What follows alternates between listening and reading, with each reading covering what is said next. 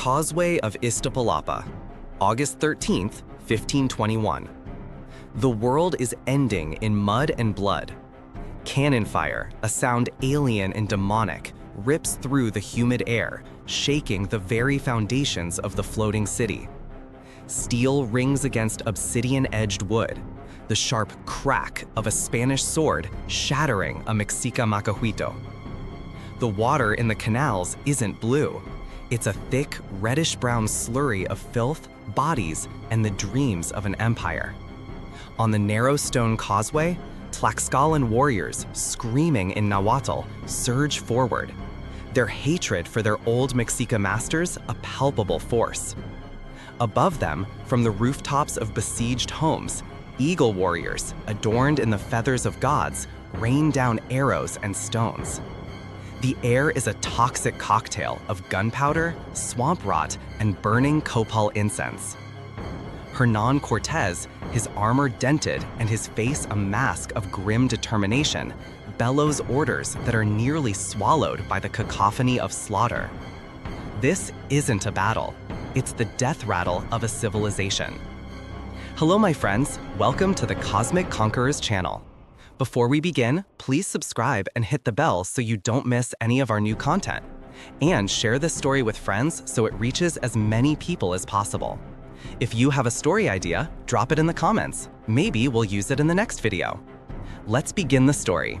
Pay close attention, because there is one small decision made before the dawn that will change the destiny of nations.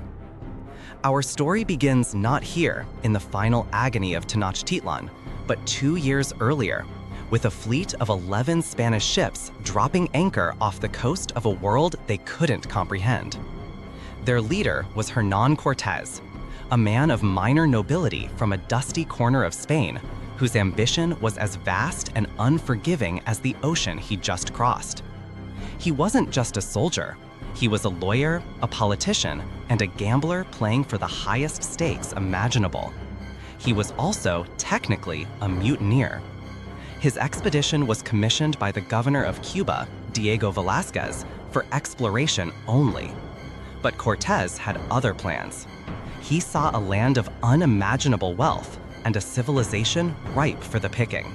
And he wasn't about to let legal orders get in the way of destiny. The Aztec Empire, ruled by the fatalistic emperor Moctezuma II, was a powerhouse, but a brittle one. They ruled through tribute and terror, and the smoldering resentment of conquered tribes, like the Tlaxcalans, was a powder keg waiting for a spark. Cortés, with his horses, cannons, and steel, was that spark. He formed an alliance with the Tlaxcalans, promising them revenge and freedom. It was a masterful political stroke that gave his tiny force of 500 conquistadors an army of tens of thousands of native warriors. What would you have done as a Tlaxcalan lord? Sided with the brutal empire you knew, or gambled on these strange, pale-faced newcomers? The initial march to Tenochtitlan was a mix of awe and terror. The Spanish were stunned by the city, a metropolis larger than any in Europe, floating on a lake with towering pyramids and immaculate causeways.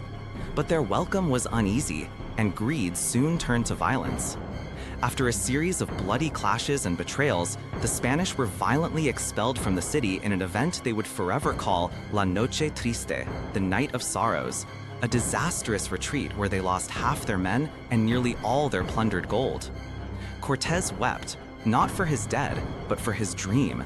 And it was there, in his grief and rage, that his plan for total conquest was forged. He didn't just regroup, he re-engineered the entire war. He understood he couldn't take the island city by storming the causeways alone. He needed to control the water.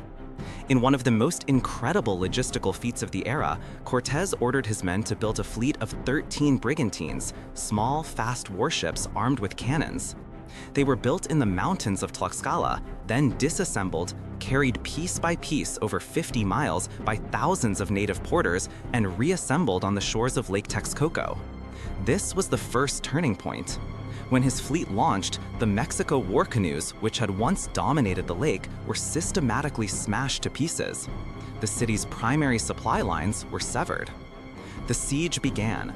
Cortés cut the aqueducts that brought fresh water into Tenochtitlan. Starvation set in.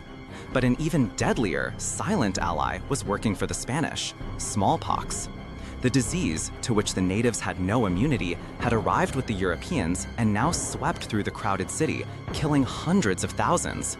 It was a biological weapon more effective than any cannon. The new emperor, the young and ferocious Cuauhtémoc, refused to yield. He led a defense of almost suicidal bravery. Every house became a fortress, every canal a death trap. For 93 days, the battle was a grinding house-to-house slugfest. Los españoles y sus aliados ganarían un street, only to be pushed back by a ferocious counterattack. Un Tlaxcalan warrior describió la fighting. We could not walk without treading on the bodies and heads of the dead. The stench of death hung over the Valley of Mexico for miles.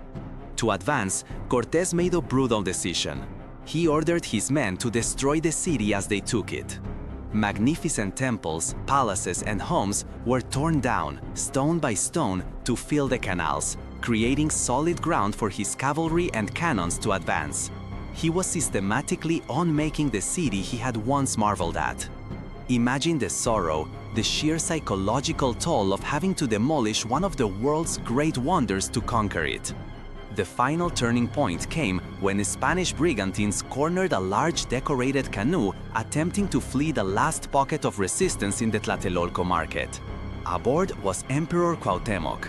His capture on August 13, 1521, broke the spirit of the last defenders.